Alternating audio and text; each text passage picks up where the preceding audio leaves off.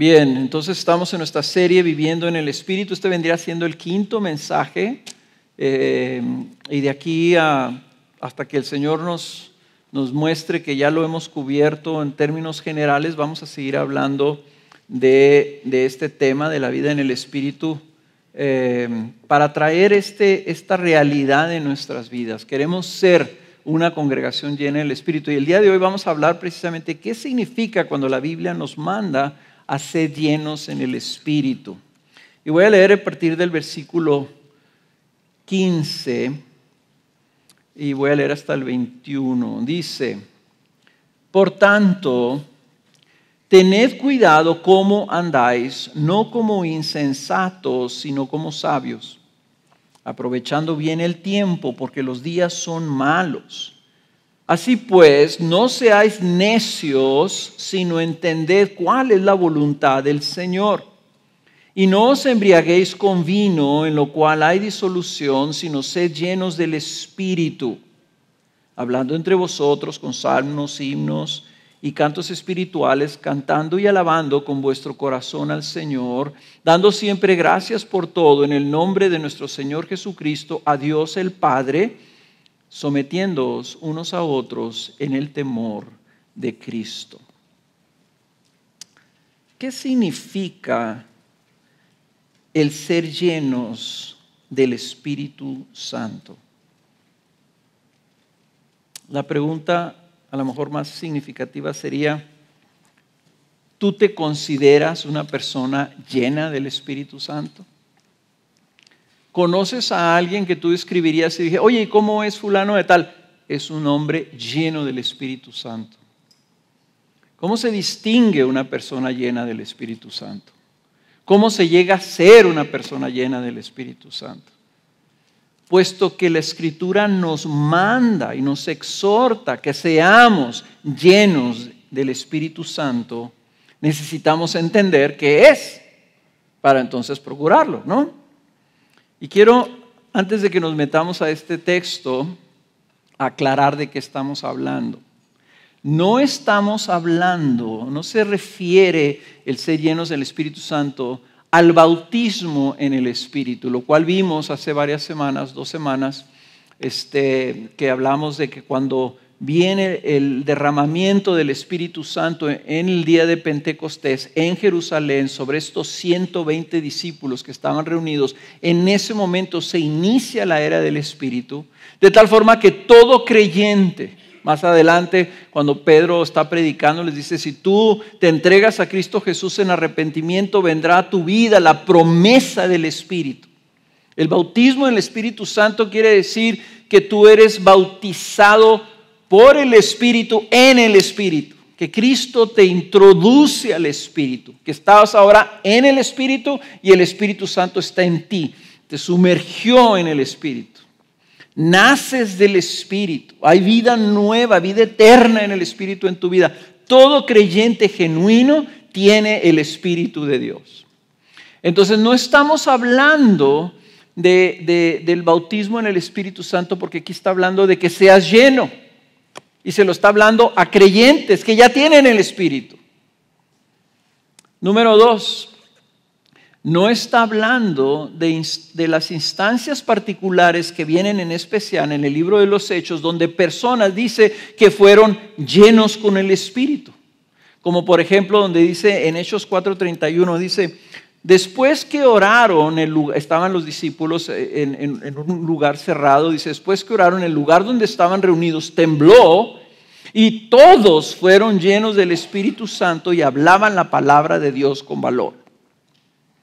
O sea, estas instancias, que hay varias instancias en el Nuevo Testamento donde todos son llenos, inclusive desde Lucas, desde la historia de Jesús, cuando por ejemplo María habla con su prima Elizabeth y le dice que está embarazada, dice que Elizabeth el bebé brinca por el Espíritu y Elizabeth es llena por el Espíritu y empieza a profetizar.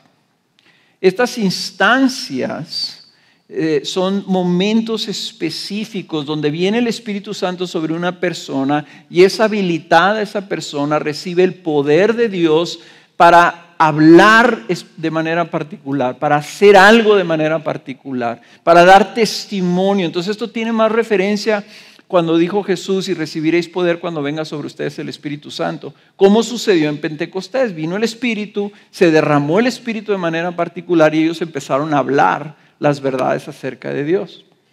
Y así lo van a ver ustedes cuando vienen esas instancias, dice, y todos recibieron el Espíritu Santo y empezaron a hablar o empezaron a hacer o defendieron la fe o etcétera, etcétera, etcétera. Son instancias en que somos llenos de manera particular o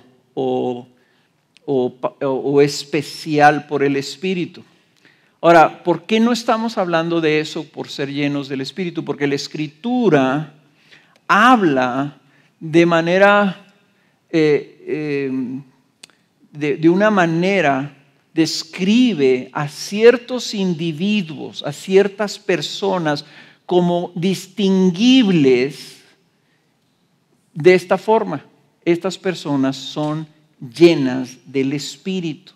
En otras palabras, esto es algo identificable en las personas, ¿verdad? Como si fuera algo característico en ello. En otras palabras, está hablando de un estado de vida espiritual que es evidente a las personas que están alrededor de ellas.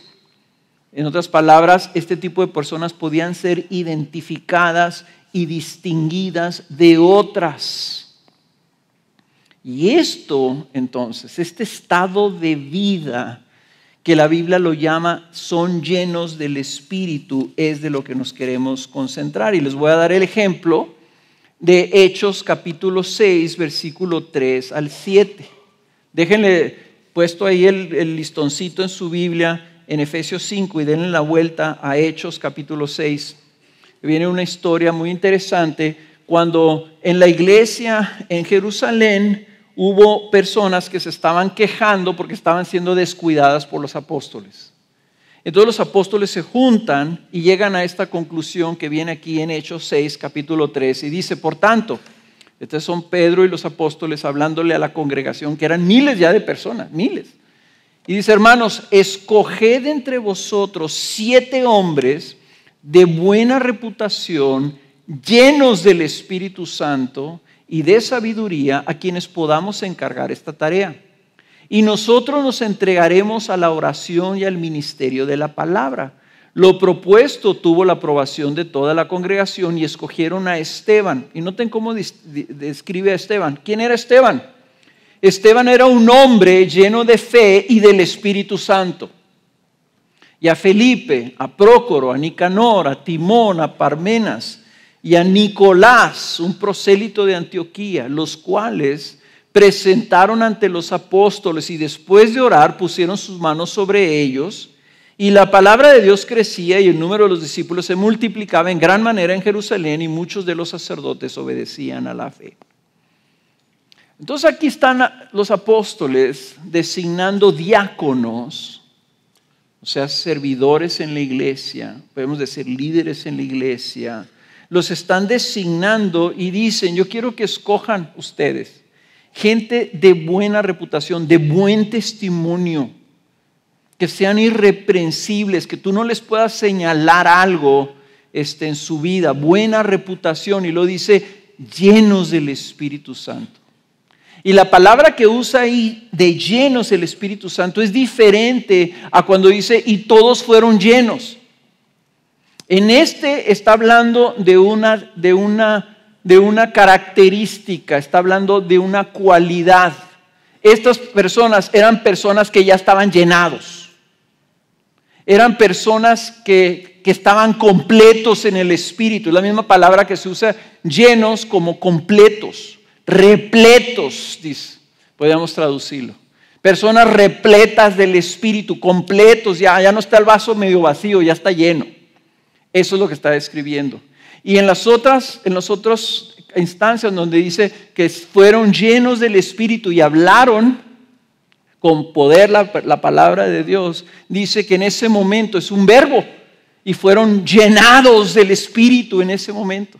Estaban siendo llenados. Era una acción que estaba sucediendo en sus vidas en ese momento, pero no necesariamente caracterizarías a las personas como completos o llenos del Espíritu.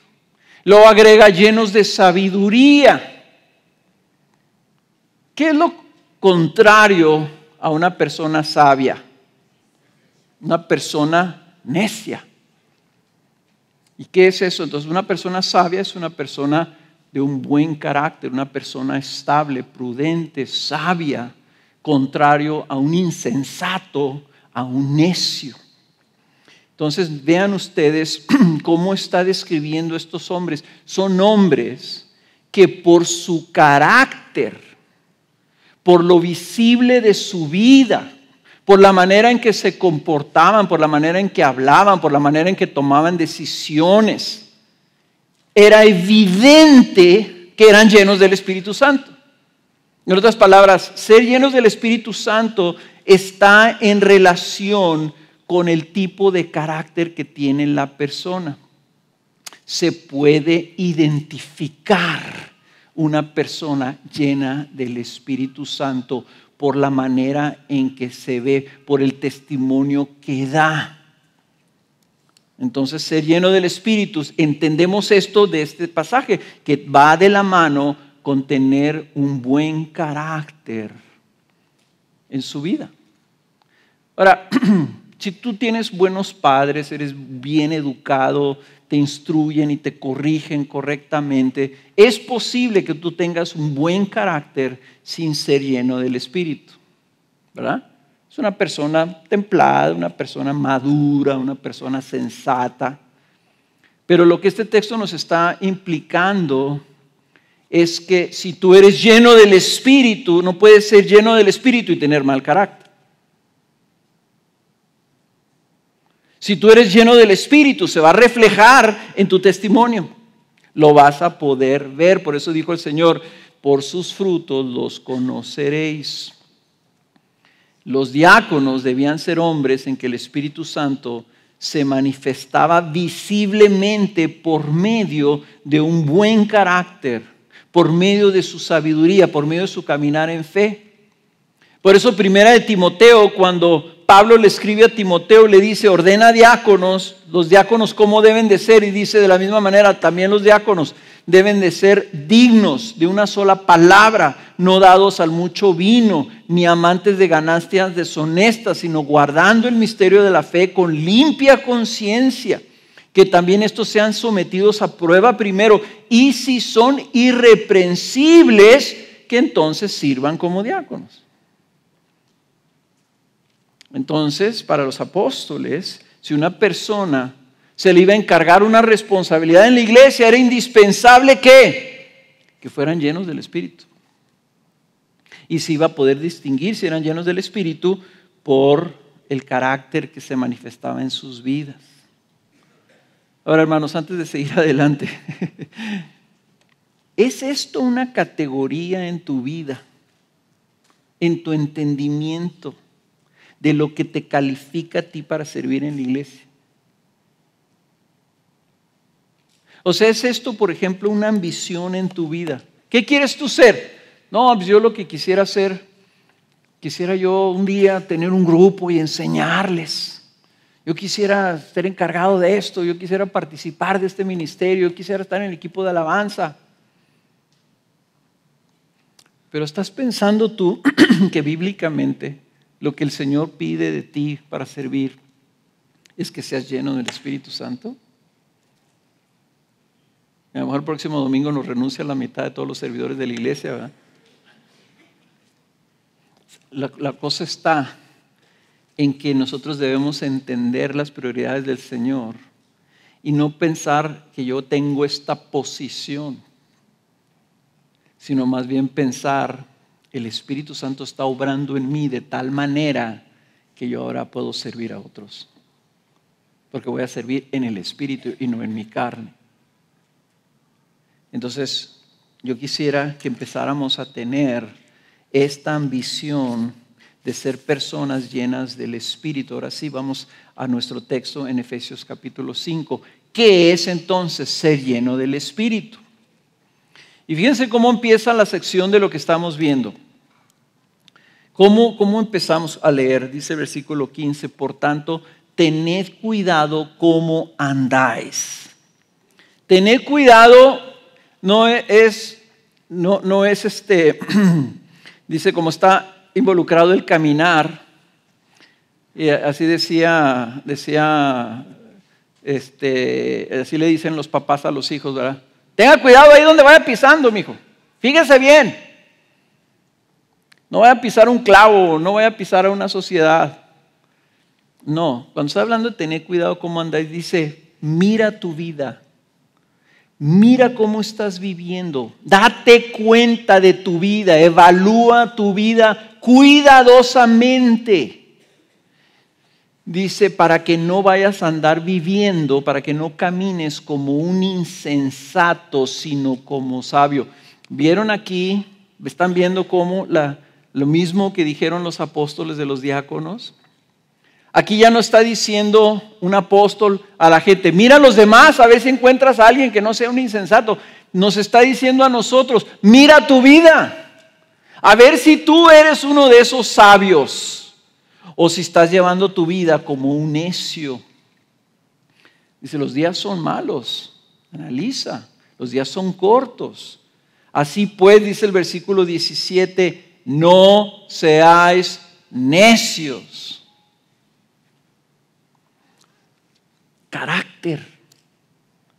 ¿Qué es el fruto de tu vida? ¿Qué es la evidencia? ¿Qué es lo que se nota de tu vida? Hay insensatez, hay necedad. Ser necio, si no sabes lo que es ser necio, no estés molestando, ¿verdad? No seas necio, sino es ser un tonto. Una persona necia es una persona que no entiende. Y es necio porque le dicen las cosas y vuelve a hacer lo mismo, y vuelve a hacer lo mismo, y vuelve a hacer lo mismo. Eso es un hijo necio, que no atiende la llamada de atención, que no es corregible, que no lo sacas de su terquedad, de su dureza. Que un insensato es una persona que no escucha y toma malas decisiones, que se apoya en otras cosas. Entonces estas cosas están comparadas en el versículo 17. Dice así, que no seáis necios, sino entender cuál es la voluntad del Señor. Aquí está la clave, hermanos. Entender cuál es la voluntad del Señor. Si tú quieres dejar de ser necio, si tú quieres dejar de ser insensato, si quieres conocer la sabiduría y la sensatez, lo que debes estar buscando en tu vida es entender, conocer, entender qué es lo que Dios quiere, qué es lo que Dios dice, qué es la voluntad del Señor, qué es la verdad, como decía Alex la semana pasada. Cristo vino a dar testimonio de la verdad, de lo que es bueno para tu vida. Y dice Pablo, si tú quieres ser sensato, dedícate a entender la voluntad del Señor. Y esto está implicando que nosotros dejemos de poner nuestros ojos en nosotros. La necedad, hermanos, empieza en que nos damos nosotros demasiado valor. Si yo pongo los ojos en mí, les voy a decir la consecuencia inmediata de lo que me va a pasar. Voy a deprimir. Si yo pongo los ojos en lo que yo puedo hacer, en lo que yo he logrado, en lo que tengo y lo que no tengo, voy a deprimir. Y voy a empezar a actuar en base a la necedad. Si yo me hago caso a mí mismo, en base a mi egoísmo, en base a mi consejo, en base a mi entendimiento, si yo me escucho nomás a mí, voy a ser un necio y un insensato. Porque el hombre sabio, el hombre de Cristo, pone sus ojos en Él. allá arriba donde está Él, en su voluntad, en sus propósitos, en su verdad, no en la mía. Una de las cosas más absurdas que hay en el mundo moderno, en el mundo posmodernista, es que te dicen que cada quien tiene que seguir su propia verdad. La fórmula perfecta para que el mundo siga en su insensatez y en su necedad. Imagínense nomás, cada uno buscando su propia verdad.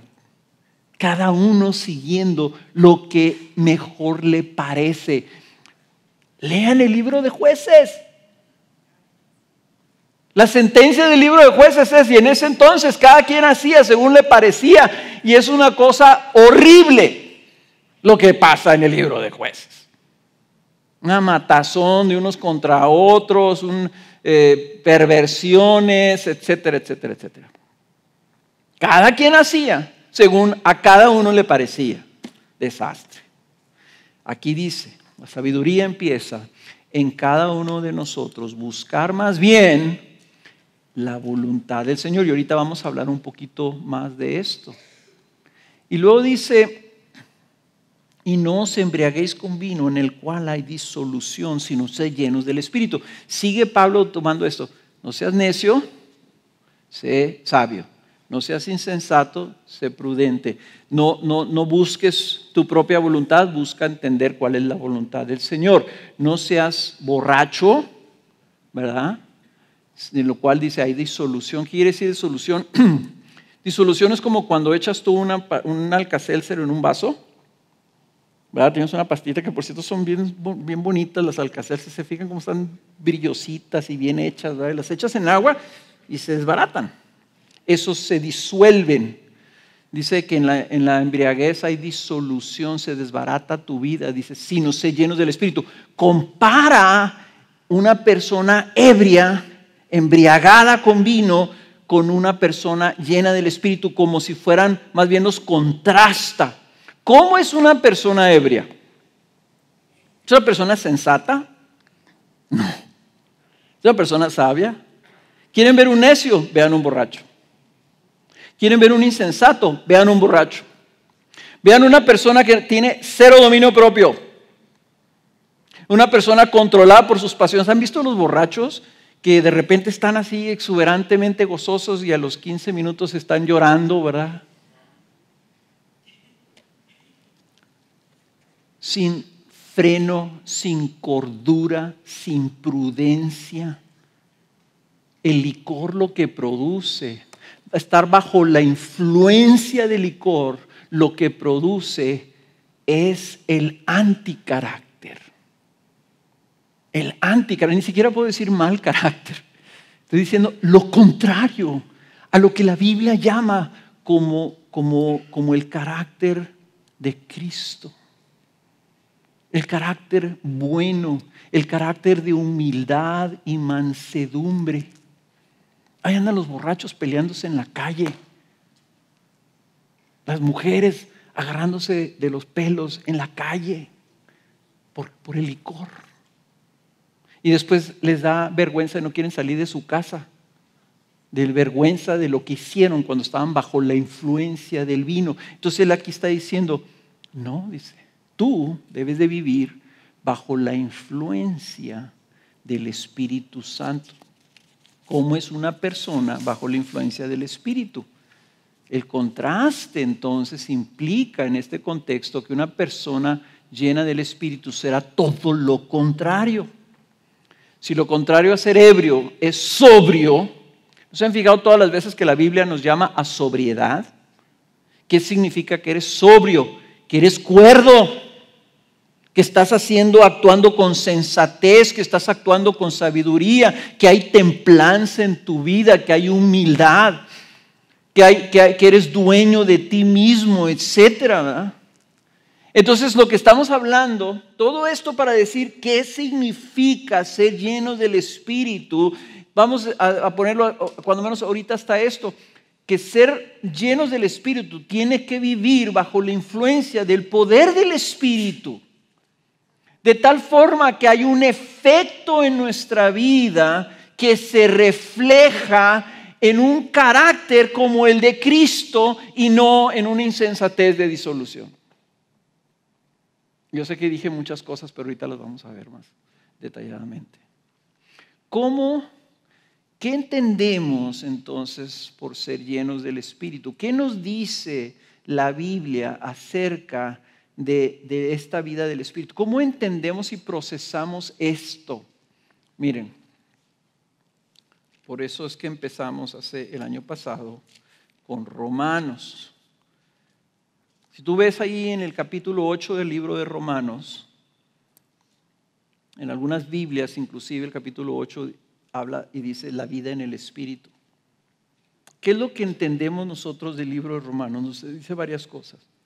Número 1, por ejemplo, nos dice en el 8:2 que hemos sido libertados de la ley del pecado y de la muerte. Nosotros fuimos ahora libertados. Aquí hay una canción que cantamos, esta canción muy bonita de Gracia Soberana de Dios mi roca y mi esperanza. Mi Dios, mi roca y mi esperanza. Y dice, fui libertado del pecar. Bueno, yo puedo pecar. De lo que fui libertado, y lo que pasa es que lo artístico, ¿verdad? A veces es muy difícil ponerlo, pero lo que fui libertado es de la esclavitud al pecado. En otras palabras, yo tengo ya una libertad para no pecar. Una libertad para obedecer que antes no tenía.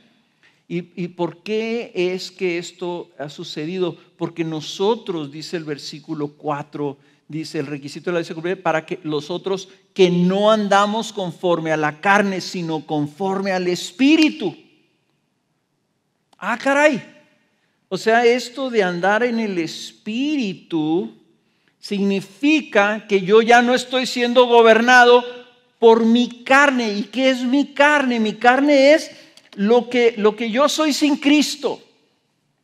Lo que yo era cuando no tenía a Cristo Jesús. ¿Cómo vivía? Vivía siguiendo mis deseos, obedeciendo mis pasiones. Hacía lo que yo quería hacer.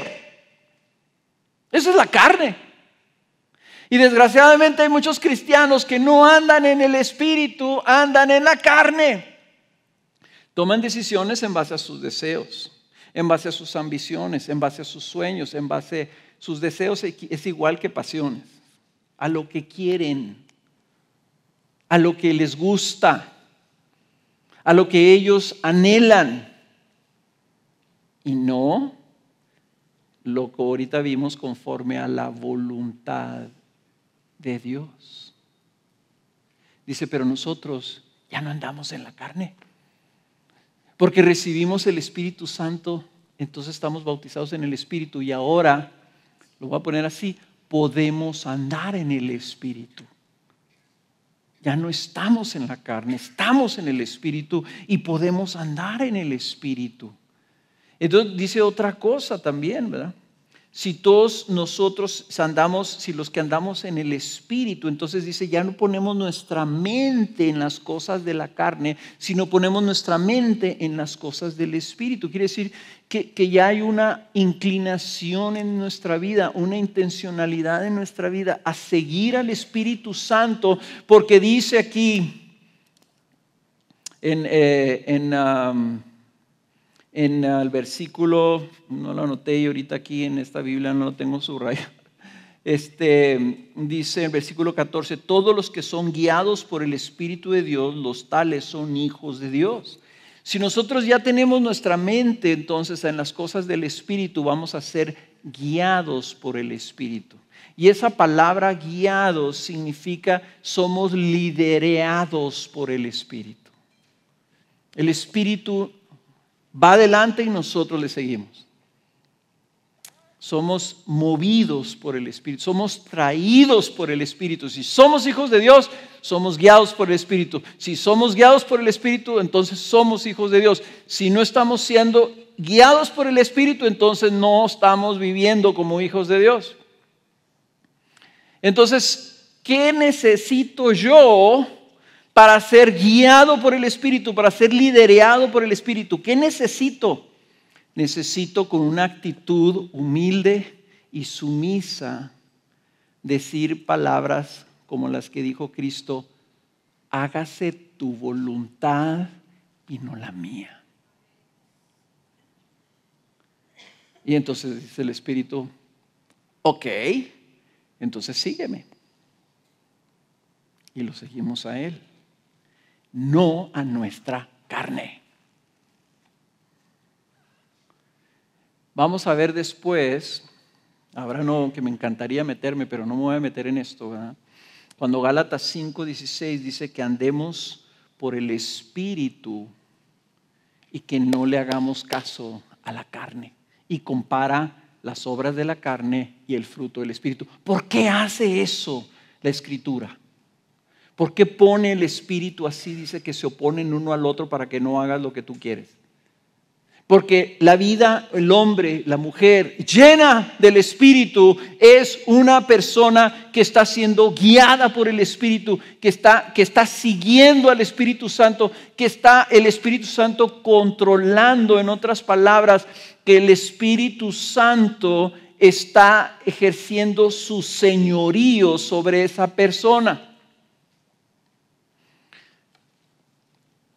En el mundo moderno, hermanos, la palabra señorío, el diablo y la cultura y el mundo se han encargado de promover esta idea que lo mejor de tu vida, lo mejor para tu vida es que tú seas señor de tu vida. Que tú sigas tus deseos, que no le hagas caso a nadie, seas tu propio hombre. Todos los héroes de la televisión y las películas son personas que no le hacen caso a su jefe, no le hacen caso a sus papás, no hacen caso a nadie, rompen las reglas porque ellos son ellos y todos queremos ser como ellos.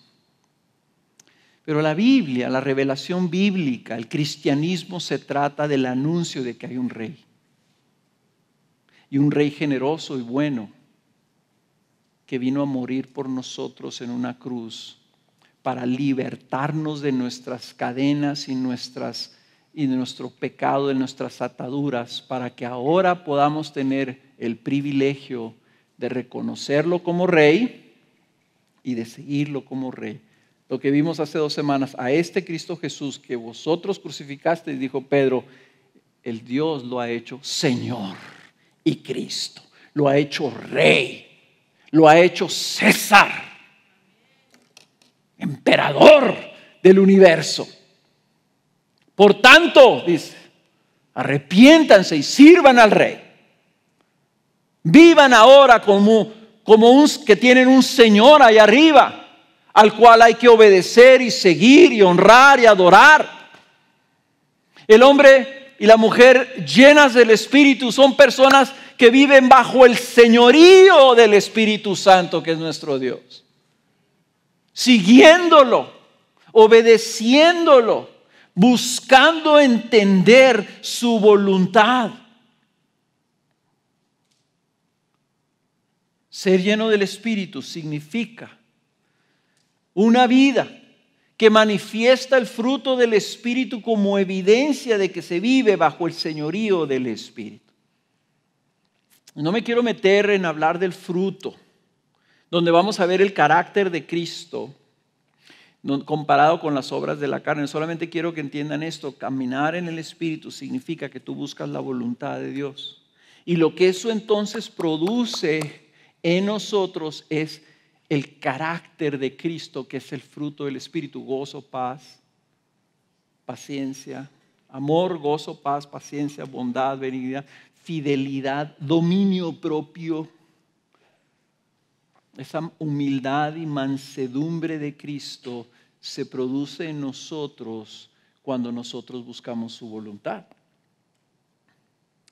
Ahora, no es algo que nosotros producimos, que nosotros formamos.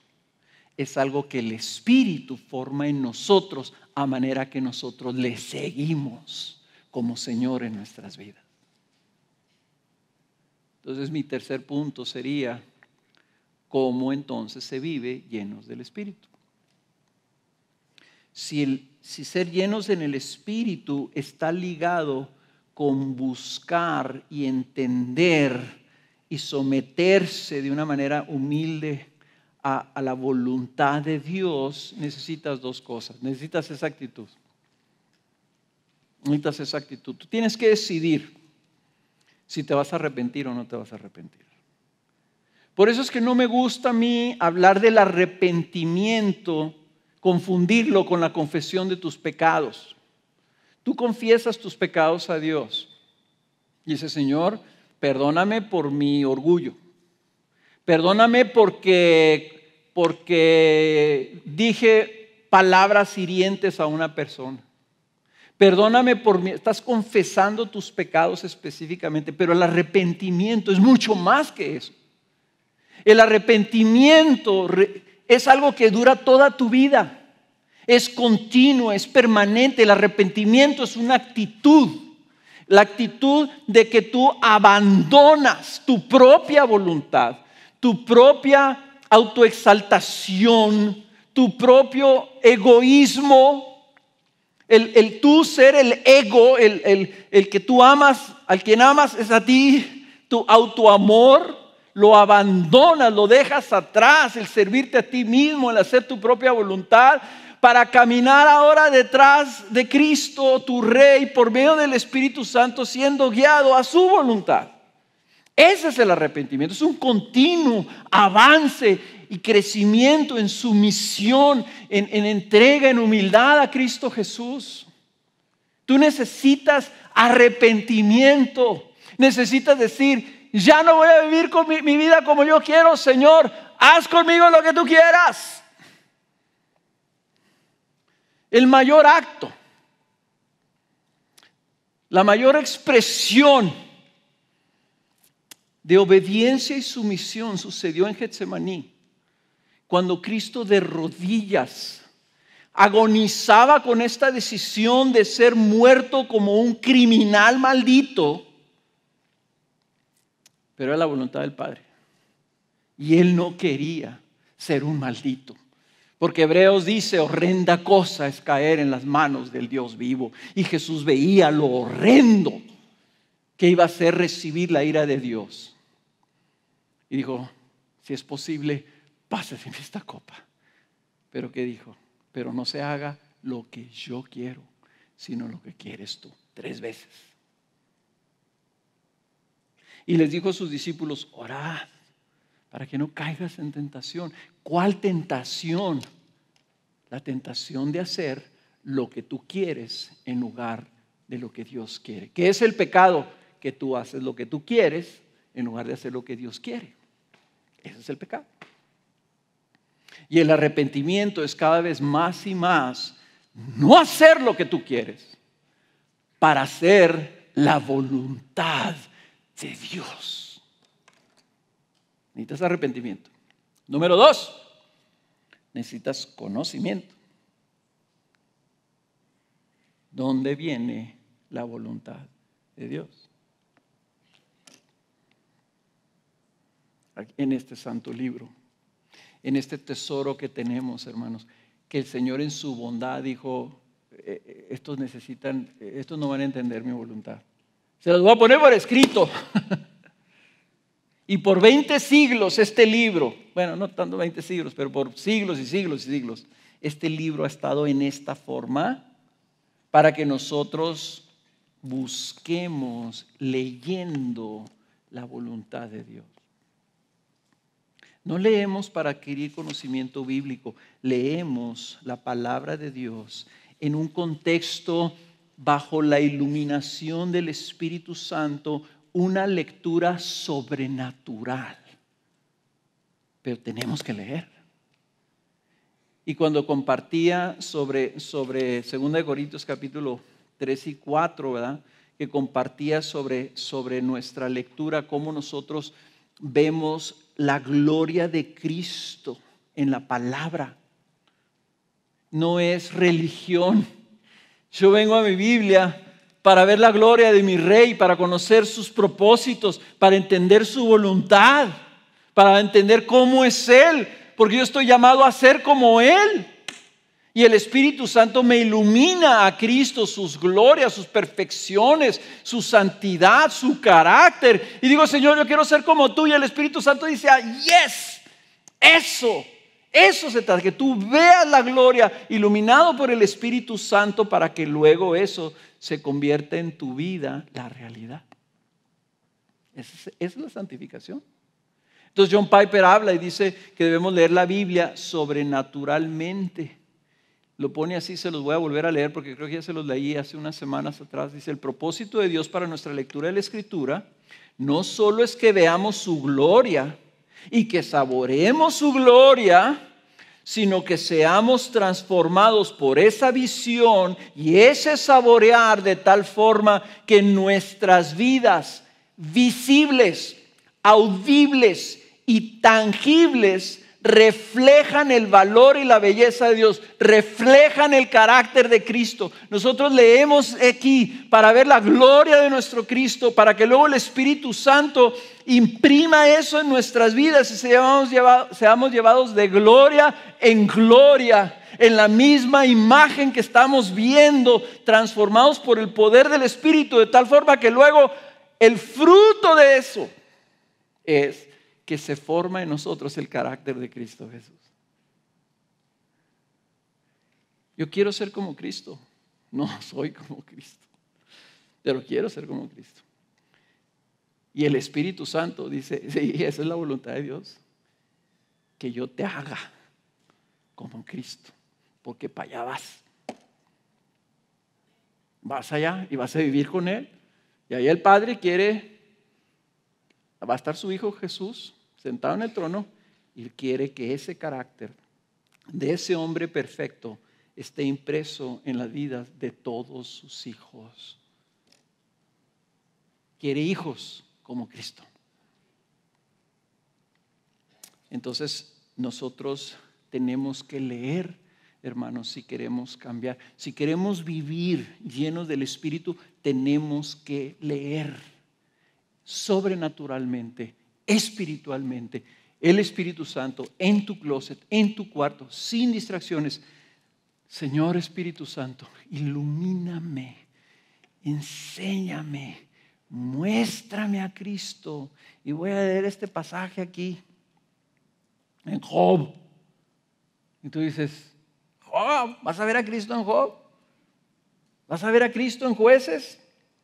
A veces tenemos que ver lo que es una persona que no tiene a Cristo para ver qué hermoso es Cristo.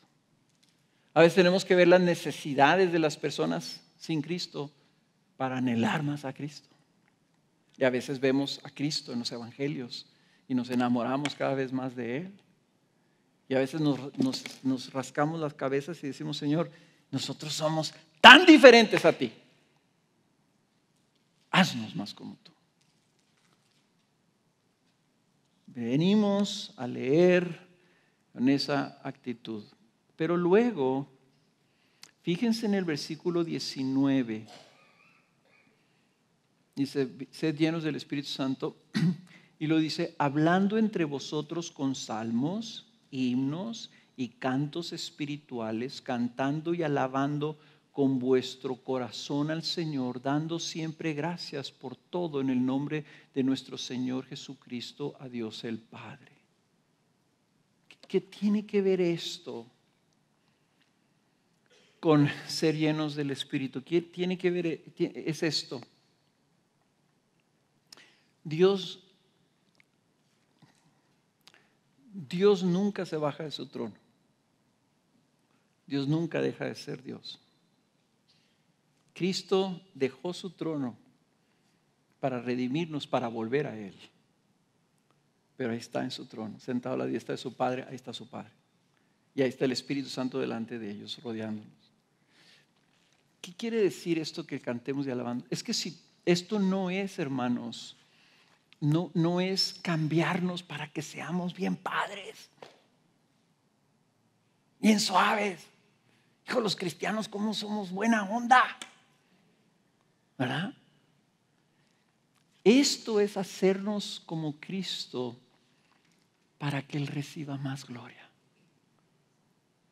Entonces, cuando tú estás viendo las glorias de Cristo y el Espíritu Santo está obrando en ti, la respuesta de eso de nuestra parte es adoración, es aprecio, es gratitud.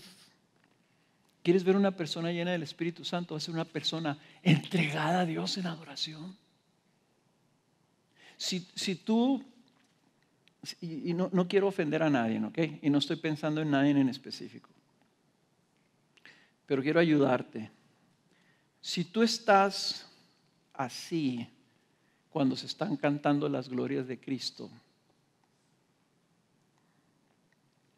lo más probable es que no eres una persona llena de su Espíritu. Y vamos, estoy siendo duro contigo porque te quiero hacer y te quiero servir, te quiero hacer un favor.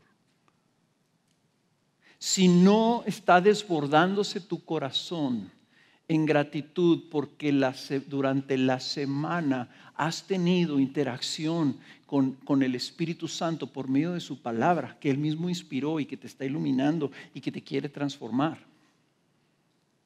entonces no estás teniendo ese tiempo con el Espíritu. Y no te sorprendas que vienes aquí frío y estamos cantando las glorias de Dios. Salvador, o sea, Rey Salvador. Y estamos cantando esas, y estamos casi gritándolas. Y tú estás inconmovible. O una de dos, o no conoces a Cristo, o no pasaste la semana viendo sus glorias. Entonces, hermanos, ¿por qué liga él? Ser llenos del Espíritu, cantando, alabando, himnos, cánticos espirituales, salmos, etcétera. Lo que estás provocando el Espíritu, las respuestas, las oraciones, las expresiones de aprecio, de gratitud, de alabanza, de adoración. ¿Cómo no vamos a estar así? Si sus bondades y sus misericordias son nuevas cada mañana. Si sus excelencias nomás van en aumento y en aumento, nunca nos las vamos a agotar. Sus expresiones de su gracia, su compasión, su paciencia para con nuestra vida son increíbles. Tenemos que responder de esa manera, dándole gracias a Dios, apreciándolo. La alabanza es un aprecio, Salvador. Tú eres mi Salvador. Ahorita Chovy decía, con tus propias palabras, con lo que tú dices, ya no sé ni qué decir, Salvador, Rey, Majestad, tú me perdonaste, ya no sé qué decir, lo que te salga, lo que te salga. Queremos aprender a tener esos tiempos donde nadie cante lo que están cantando los de acá enfrente, sino que tú le saques, que dejes que el Espíritu Santo le estés diciendo, te amo, te aprecio, eres lo mejor en mi vida, eres mi tesoro, quiero hacer tu voluntad. Todos juntos. Imagínense cómo lo contrario a contristar el Espíritu, pues no sé exactamente qué sea, alegrar el Espíritu. Imagínense la alegría del Espíritu, que esté aquí, porque aquí está en medio de nosotros, donde 2 o 3 más están reunidos en su nombre, ahí está Él. Esté aquí y esté oyendo eso. Guíanos, Espíritu. Muéstranos su voluntad. Quiero hacer tu voluntad. Hágase lo que tú quieras porque te amo, porque tú eres lo mejor en mi vida. Entonces la congregación está llena del Espíritu. Y luego termina de una manera curiosa. 21. Sometiéndoos unos a otros en el temor de Dios. En el temor de Cristo. Curioso que no tenemos acostumbrados a pensar en el temor de Dios, pero aquí dicen el temor de Cristo. ¿Y qué es lo que pasa? Si tú estás consciente de Cristo como tu Rey y como tu Señor, que ha tenido misericordia de ti, te ha llamado a su presencia, a estar con Él y vivir con Él para siempre, y tienes todas estas promesas y toda esta herencia en tu vida, y estás con otros, ¿quién puede, viendo la majestad de nuestro Señor, querer enseñorearse unos con otros? No se puede. Todos debiéramos vernos unos a otros como una comunidad postrada en sumisión ante el Rey. Y nos sometemos unos a otros, hermanos, no porque hay unos mejores que otros, sino porque todos estamos sometidos al Rey. Así que si el Rey le llama a uno de nosotros, ve y habla con tu hermano allá y exhórtalo en el grupo de casa. El que está consciente de que está viviendo bajo el Rey, que siempre es Rey, y sabe y reconoce, este es mi hermano consiervo del Rey. Y él dice, ¿sabes qué? El Espíritu Santo me ha movido a venir a alentarte, a exhortarte. Te he visto que estás distraído, ya no eres el mismo de antes, estás muy clavado en tu trabajo, en tu negocio. ¿Qué pasa, hermano? Nos sometemos unos a otros. Y en lugar de decir, ¿y a ti quién te mandó a ti? Como si tú siempre anduvieras tan bien. Espérate, no se trata de que si yo ando muy bien o no. A mí me mandaron nuestro Rey. Y vengo a servirte porque te amo, porque tu Rey te ama. Y tal vez te ha estado y no le has escuchado. Nos sometemos unos a otros. Después sigue hablando que las esposas sométanse a los esposos y los hijos, a los padres, etcétera, etcétera, etcétera. O sea, somos llenos del Espíritu, hermano. Cuando vivimos bajo el señorío del Espíritu, cuando la congregación toda está bajo el señorío del Espíritu. Cuando no hay esa sumisión bíblica, entonces, ¿no se han fijado que tanto en 1 Corintios 13, cuando habla y describe el amor, como en Gálatas 5, cuando habla y describe las obras de la carne, que está llena, obras de las carnes son evidentes: rivalidad, pleitos, sectarismos, envidias, celos, chismes, habladurías. ¿Se han fijado? Son producto de la carne, no del Espíritu. Entonces, nosotros debemos de vivir por el Espíritu, no por la carne, y buscar que ese señorío entonces en nuestra vida del Espíritu seremos llenos cuando estemos completamente sometidos al Espíritu.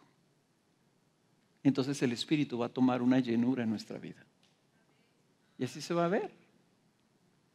Ahora, si tú dices, yo vine a escuchar acerca de Cristo Jesús y ahora estuvieron hablando del Espíritu Santo y aquí, yo no sé si ustedes sean súper espirituales, sobre espirituales.